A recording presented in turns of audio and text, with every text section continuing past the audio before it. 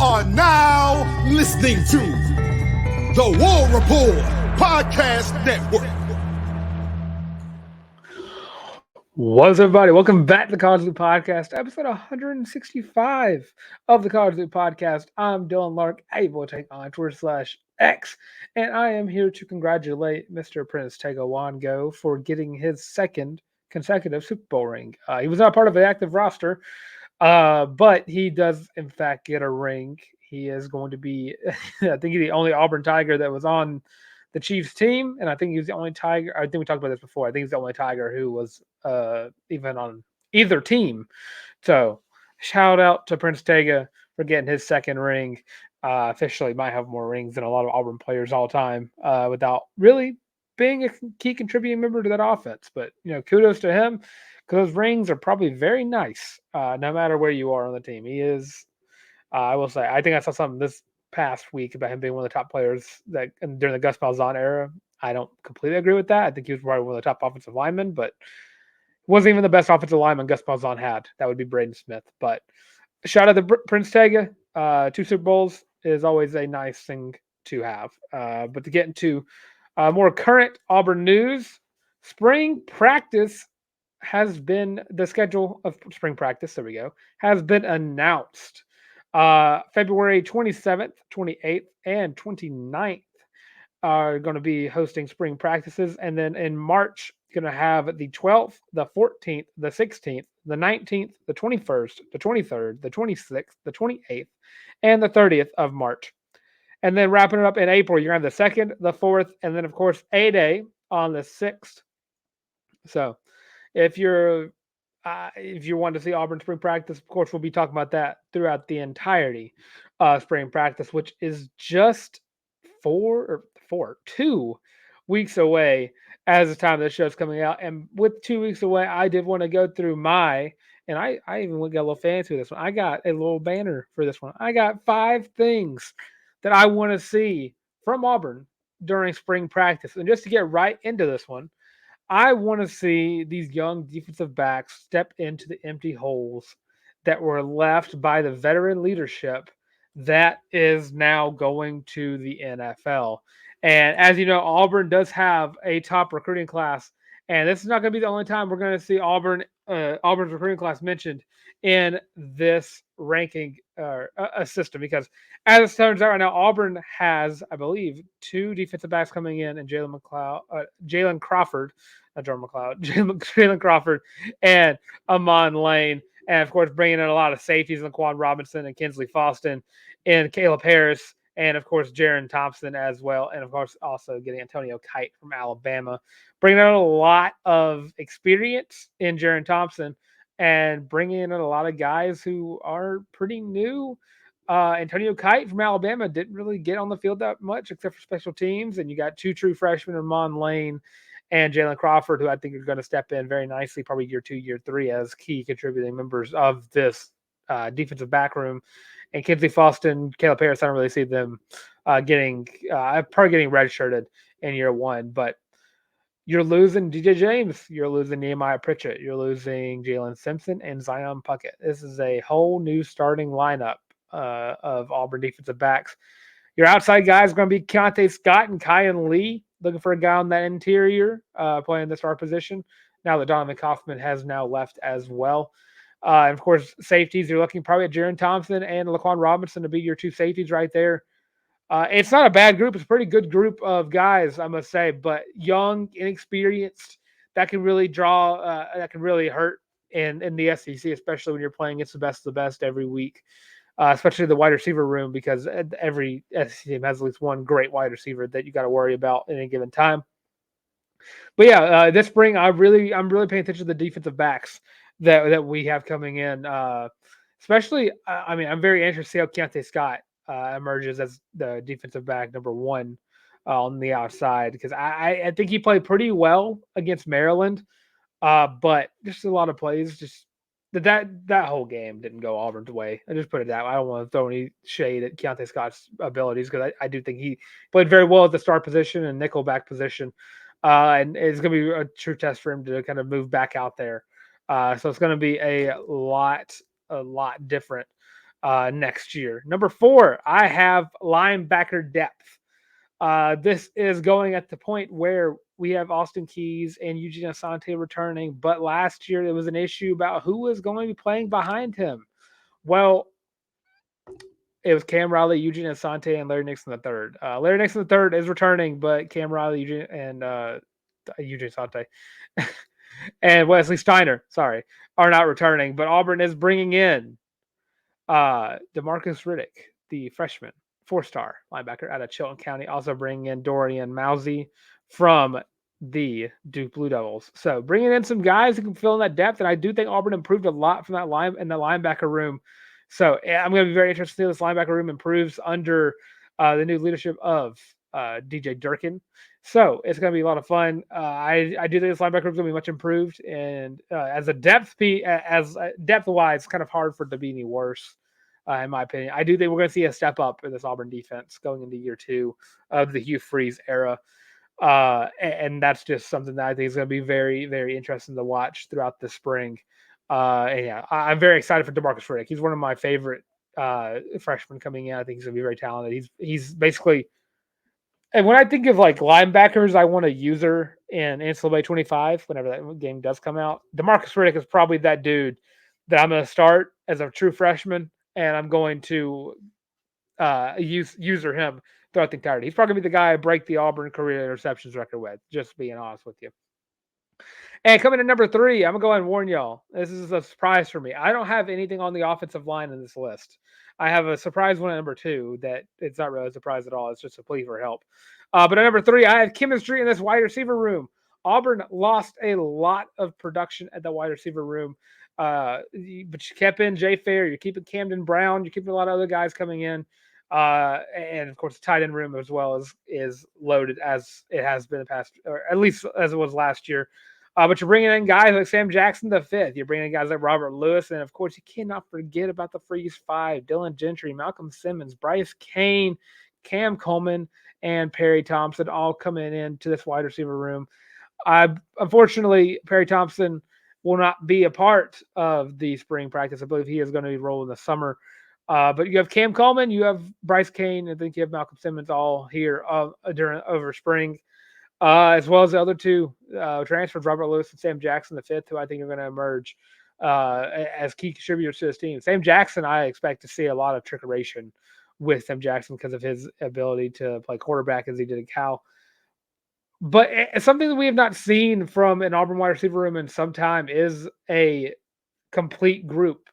You didn't have guys who could go on the outside and play well alongside the guys who were very good at the slot. You didn't have the guys in the slot performing well whenever the guys on the outside were doing well. It was just something that you don't really expect from Auburn wide receivers. It's something that sorry, I got allergies going on. Something you don't really see from Auburn offenses very much. You don't really see that complete wide receiver rooms. You don't see those unified wide receiver rooms. You kind of just see a guy emerge, and then next week he doesn't, and then the next week he does, and then it's just a vicious cycle of never really having your best guys playing their best at any given time. So it's gonna be. I think Cam Coleman is a guy I'm looking at right away. Is probably going to emerge, and I think I've mentioned it several times. I'm rehashing all stuff I've said before about Cam Coleman and DeMarcus Riddick. A guy I expect to start right away, especially with him being at the spring practices and being around the team this early. Really helps for him. Something that Auburn fans are desperate to see: a true outside threat wide receiver, a guy who can emerge as a starter right away. A 3-year starter is what you want to see out of Cam Coleman.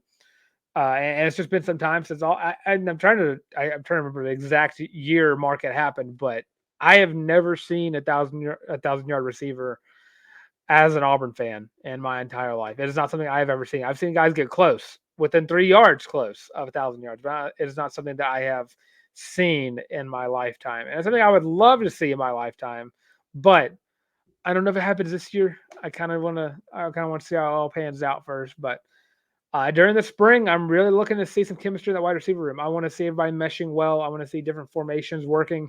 That's just what I want to see as wide receiver room. At number 2, this is my little goofy but not goofy one. I don't want to see any drama. Okay. I could have put the offensive line here. I could have. I don't want to see any drama. It's something I'm probably going to have on every single list from here on out. It's something that it's happened the past 2 or 3 spring practices where something just happened and it just caused a bunch of drama. And nothing's happened yet. Knocking on wood. But it's just something that follows a lot of teams around, and it's something you just don't want to see happen, especially early on in the spring. So, what I would love to not see is drama from Auburn football in the spring. That would just be the best thing ever. And just getting that out the way. Number one, and I feel like I am. I think everyone pretty much agrees with this one. I need to see a true quarterback one emerge out of this group after spring. And maybe during, I want to see it during spring. I want to see it before the first, like the 3 or 4 weeks before A Day. I want to see one guy taking the first team snaps. I don't care if it's Peyton Thorne. I don't care if it's Walker White. I don't care if it's Holden Gerner. I don't care who it is. I just need to see a true number one quarterback step into this and step into the mold and get the job done. And to just keep their job theirs. That's what I want to see out of an Auburn quarterback room. I need to see one guy as the quarterback. And that's something I really, really hope to see before, I want to say before the halfway point of spring. I know that last year it was the whole debacle about giving the guys, give the 4 guys like Hank Brown, Walker, Holden, and Peyton Thorne. You're gonna have probably the 4 guys battle out, draw it down to 3, then draw it down to 2, then draw it down to 1. I don't think you need to do that. I think you need to find your 2 guys early and then give them maybe a week, and then and don't settle. Stick to your guy at quarterback, because the issue with Auburn last year doesn't have to be a problem they have this year. When you have your quarterback, stick to him. We saw the 2 quarterback system work against lower echelon opponents. It's a new year. It's a new SEC. This schedule is a feasible schedule to work with, but it can only do that if you give the keys to the guy you want to start at quarterback. Do not give him a lease on his starting job. Do not. And this could also be the case if something just goes awry. If Peyton Thorne, Holden Gerner, Walker White, Hank Brown enter a quarterback there, starts out the season rough and just doesn't look good, then yeah, you want to pass on the job. But you need to find a guy right away. That way, your season, I don't want to say is saved, but your chemistry is there. You have a team that's behind one guy who is leading the charge of the offense. You don't want to have, again, you don't want to have it said last year. You don't want to have Peyton Thorne going in and getting taken out in the red zone and then putting in, like, I don't know, Walker White, or I don't know, Sam Jackson the fifth comes in a quarterback and it becomes red zone Sam Jackson or something along those lines. You don't need to see that anymore. 2 quarterbacks doesn't work. We tried it, doesn't work. I love Robbie Ashford more than a lot of fans do. It worked against some teams and did not work well against a lot of teams. And that's me keeping it very simple and stupid sounding. That's just something that Hugh Freeze needs to get into right away. Him, Kent Austin, definitely to work with their guys. Find the guy and stick to him throughout spring, throughout summer, and hopefully into the fall and throughout the season. That is what needs to happen. And those are my 5 things I want to see during spring practice. And I think that's probably a very base list to have. I feel like everyone is pretty much going to agree that outside of offensive line being the one thing I didn't have on this list, it'd definitely be like 6, close to 5-ish. Because that's just something to keep it simple. I mean, I just want to see the entire team come out and perform well. That's what I want to see. But definitely, if I had to, keeping it simple as simple gets, I do. This is number 1 on any list. You want to have your guy at quarterback. And with that, that concludes the football segment of the College Loop podcast. And before we get into basketball, I want to go ahead and let everybody know, thank y'all for listening. Thank y'all for watching. This is a lot of fun for us all here at the College Loop. And we want to know, if we love y'all, And if you want to keep loving us and showing support to us, you can like, comment, and subscribe. Leave your list for your top 5 things you want to see from Auburn during spring practices. What is your season prediction on the season? We're not going to give ours quite yet. It's a little too early for us to be assuming records in February. But of course, give your list below. And of course, if you already commented, you already subscribed, there's another way you support the show. It just costs a little bit of money though, but we do have merch. It is, of course, the War Report sponsored Feeling Loopy, branded Feeling Loopy t-shirt. It comes in 5 different colorways, only $25. It's the most comfortable shirt you're ever going to buy. Every single person that has worn this shirt has agreed that this shirt is the most comfortable shirt you're ever going to wear in your entire life. It is just gorgeous. It's beautiful. Best shirt ever. I've heard several doctors tell me like, hey, we have prescribed this shirt to patients to kind of help, because you get those very uncomfortable shirts that kind of make you itchy. They don't keep in sweat. This shirt does that. This does all that stuff. Little byline here that for saying other stuff, but most comfortable shirt you're ever going to buy in your entire life. And of course, whenever you get your shirt, tweet at us, Facebook us, Instagram us, whatever you want to do. Hashtag Feeling Loopy, feeling without the G. And of course, tag us as well. And when we see it, we will put it up on the next show to show some support for you, showing support to us. So, of course, get your own Feeling Loopy t-shirt today. And of course, with that, Auburn Basketball. AP poll came out yesterday. They have dropped from 12 to 13, which I think is very generous considering what game we all watched this past weekend against Florida. I mean, it's been a while since I have screamed that heavily at Auburn basketball on my TV. And by that I mean it happened a couple weeks ago against Mississippi State and Alabama. That this game was very, very close to being as bad as those two games were, but I think this one might have been a little bit worse because this Florida team, they're weird. They're a weird team. They're very weird. They're tournament level some days. They are less than NIT some other days. It's a very weird group. But Bruce Pearl just struggles, and I can't say Bruce Pearl. Auburn struggles to win in Gainesville. It's just something that doesn't really happen. It's not happened since 1996 now. Auburn has not won in Gainesville since 1996. They still lead in the all-time record against Florida, but they've not won in Gainesville since 1996.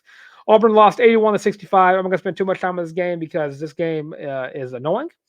I will say out of the 5 losses Auburn has suffered this season, 3 of which have been because Auburn scored 65 or less points. The only outliers of that being against Baylor and Alabama. But looking at this game, I mean, you had Trey Johnson come off one of the best games of his career and then turn around and put up 4 points with 3 turnovers. That really paints a picture right there. Jalen Williams only had 6 points in this game. You had Dylan Carl only had put up a 4 for 4 on his. You had Chaney Johnson, who had a very good game, almost was 1 point short of a double-double. Chaney Johnson still in an upward trend, which is better. It was the best I can say about some of these other players that played against Florida. Chad Baker put up a quiet 6, 7, and 4. The thing is, it's just not that. It's not Florida played better. Or Florida played better. They had a historic night, scoring wise. I mean, they were shooting better than ever from the 3-point line. They were making 4% of their shots, and it can't help it that one of their bench players came off and put up 22 points, gave up 22 Clayton Jr., and then 19 to Pullen. I mean, 3 guys right there beat you. That's all that happened. I mean, with those 3 guys right there, that is it was 61 is, if my math is correct, 61 points just through 3 guys. And Auburn just couldn't get it done. Stupid turnovers after stupid turnovers. Auburn had 15 turnovers to Florida's 7. And Auburn also had 2 blocks to Florida's 7. Auburn had 1 steal to Florida's 10. And Auburn got out-rebounded only by 2, but Auburn got rebounded. This is just a game that should not happen. if you're Auburn. If you're a team that's being there's been a lot of fans, and I'm going to call out the fan base that I support. A lot of fans have been using the Ken Palm stuff and some of the other rankings to kind of defend the team. When I understand it, but also on the other side, it's hard for me to defend that game. That is a game that was bad front to back. You had to 26 in the first quarter, and you just couldn't get back in it. I think I think the closest Auburn got with them was 6. Once Florida started running away with it, and the game was had within the first like 10 minutes, 2 minutes of the game. I mean, this is just not a game that Auburn had a chance to win from start to finish. And coming into this week, I don't know if you know this or not, but Auburn plays two top 25 opponents this week. They're going to play game. They're going to have the game day game. College game day is going to Neville Arena this weekend to watch Auburn play Kentucky. So Pearlville is back, Kentucky edition this time around. And then they also play South Carolina on tomorrow on the 14th, Valentine's Day. Auburn currently favored to win that game. And right now, I think it's only because Auburn is playing in Neville Arena.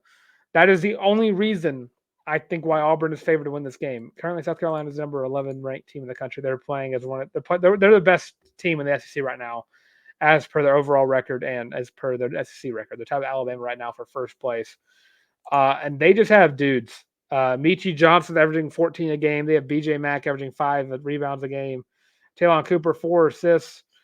The thing is, like, blocking on the blocking end, defensive end, I think Auburn has this game. And that's just if, and that's not me stuttering. That is me completely saying if Auburn gets back to where they were. And I know that Auburn plays differently whenever they're in Neville Arena. And it's a scary thing to think about because every single one of your best games are in Neville Arena, but all your worst games are outside Neville Arena.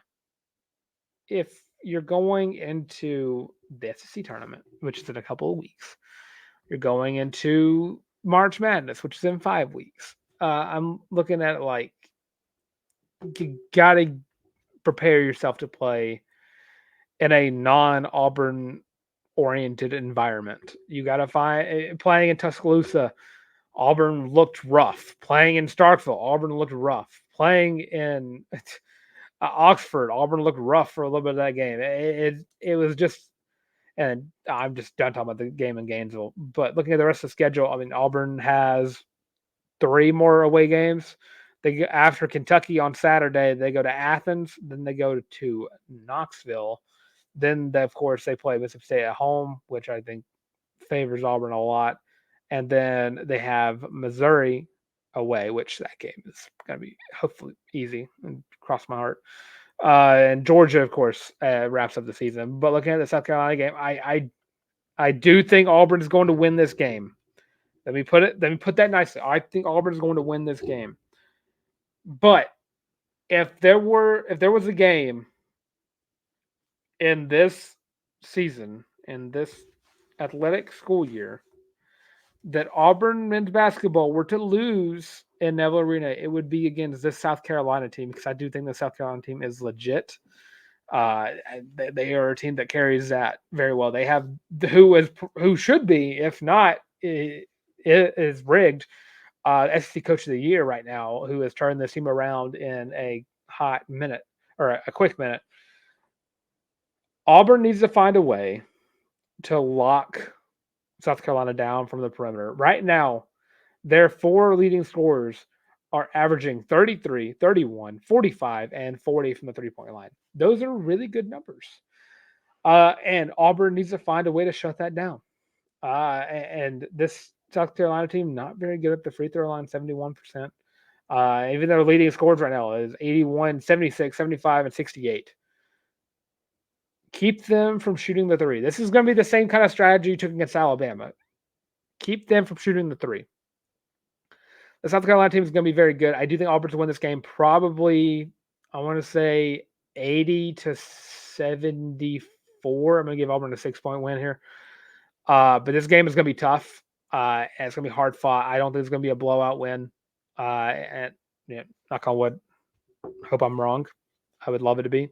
I don't like hiding my fandom very much, but I do hope it's a blowout. But I don't think it will be, just because the South Carolina team is that good, and I'm worried about the looming Kentucky in the background that might be have some Auburn players looking forward for that giant game that's going to be going on as well. But I do think Auburn's going to be prepared for this game. I think it's going to look rough from start to finish, but I do think Auburn's going to win the game by 6. And women's basketball news: Auburn took down Como, that being Missouri, 70-59, behind the shooting of one Scott Grayson, who put up 24 points. You also had Jemiah Mingo Young put up a 10-point, 11 rebound double-double, which those two have been playing out of their minds throughout the entire season, and no shocker there.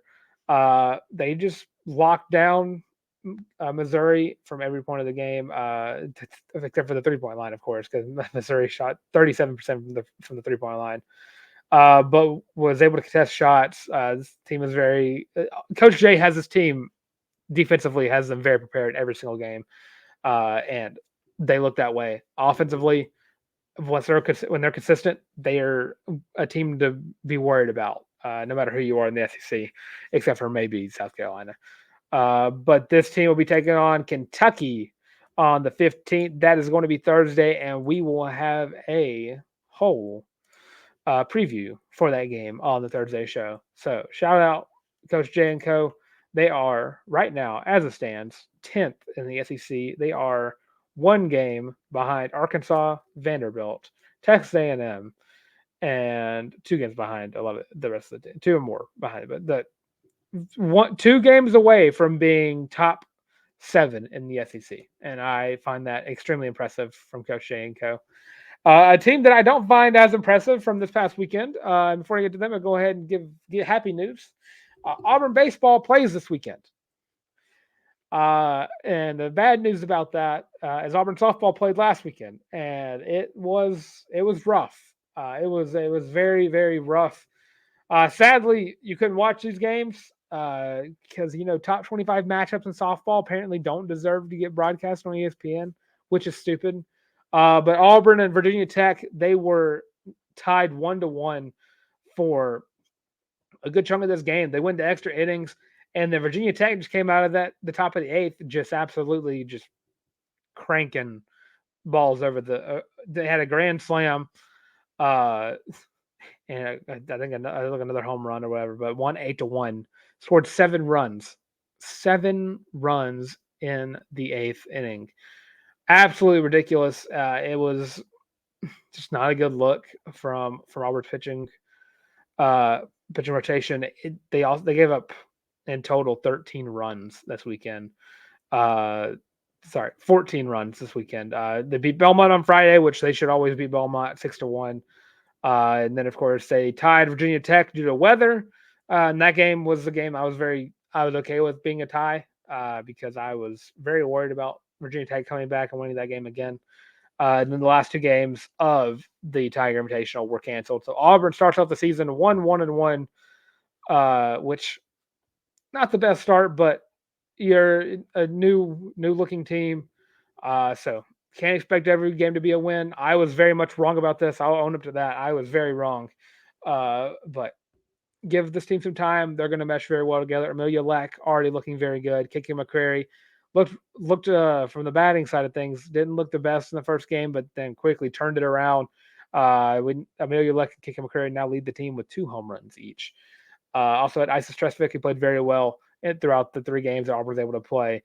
All you gotta do is just get it all together, and you have you're heading to Mexico this week for the Puerto Vallarta College Challenge. So it'll be a lot of fun for that one. We'll have a full preview of that, of course, for the Thursday show, and of course, it is without mentioning the fact that Auburn has a weekend series against Eastern Kentucky this Friday through Sunday. So we'll have a full preview of that as well on the Thursday show. So Diamond Sports are back in Auburn, Alabama. And then to wrap up the show, we got gymnastics to talk about, which I was happily there in Nether Arena to watch the absolute shellacking that was Auburn Gymnastics over Alabama. Number 14 beating number 7 by 0.7 or 0.675, which, if you're not aware in gymnastics terms, that is a blowout. So huge ups to Auburn Gymnastics. They were ridiculous. Cassie Stevens, yet again, won the all around. I believe that is her third all round of the season. She is absolutely, absolutely ridiculous. And I got to say, whoever the judge was on the other side uh, of Cassie's beam routine, who saw the one judge give her a 10 and decided to not give her a 10, I hate you. So I hate you. Gave her a 9950 for what was a 10 and cheated her out of that 10. I don't like you, whoever you are, the judge that did that. I don't like you very much. But Auburn absolutely came out of the gun of this just on fire. The vault was immaculate. It was it's been a while since I've sat down and watched Auburn Gymnastics absolutely just own the vault. Like one after the other, after the other, after the other. All 6 looked very good on vault. And then it moved over to bars, and you never worry about Auburn on the bars, and they just looked great again. Then beam came around, and Cassie Stevens stole the show on beam, and then floor, and then they all looked great on floor. There were so many 9-9s all over the place. It was just wild. 9-8s, 9-9. I think the lowest Auburn player got was 9-7 that I can remember top of my head. This team looked like the team that we expect Auburn Gymnastics to look like every year. And they'll be going against number 3 LSU on Friday. But they just put up their best score of the season against Alabama. And I gotta say, this without mentioning, I gotta say a huge thank you to Auburn Gymnastics because I took my beautiful girlfriend Lauren there. We try to go to like a gym meet at least one gym meet a year, and we went to this game. We went to this meet, and Lauren was able to experience her first ever reverse rammer jammer, which is a beautiful, beautiful thing to do, no matter what it is. We saw Sophia Growth, Cassie Stevens, the rest of the gymnastics doing the Crimson Crane after beating Alabama. It was just awesome, start to finish. Even the walkout, I got a nice little loot of Auburn merch because I was so hyped up. Nothing to make me want to buy Auburn stuff more than watching Auburn Gymnastics absolutely own Alabama, or watching Auburn own Alabama. Anything will really get the juices a flowing for those stuff. But yeah, Auburn absolutely owned this meet, and it was just awesome. It's just a beautiful thing to see. But yeah, that is all I have for the show today. I'm Dylan Larck, @Tank on Twitter/X. That's gonna be @YABOY the Tank. Also have Instagram as well at Dylan Larck at DYLANLARCK. It's just my name. So if you see it right there, you can just spell it out. Also, Twitter is right there. Also, if you're looking for me, you can find me on the College Loop, which is right here on YouTube. It's comment, and subscribe. Again, leave your thoughts on what you want to see from Auburn spring practices coming up very, very soon. And of course, you also have us on Twitter, TikTok, Facebook, Instagram, the works, all of those at The College Loop. If you help spelling that is the title of the video. It's also down below next to the subscribe button. It's also right up there as well. And it's back there, right there, the Leo one right there. But of course, with all that being said, don't forget that if you're tired of seeing our faces, there's also the audio version of the show as well. Spotify podcast, Google Podcasts, and Amazon Music. And now, with all that being said, this has been the College Loop Podcast. War Eagle.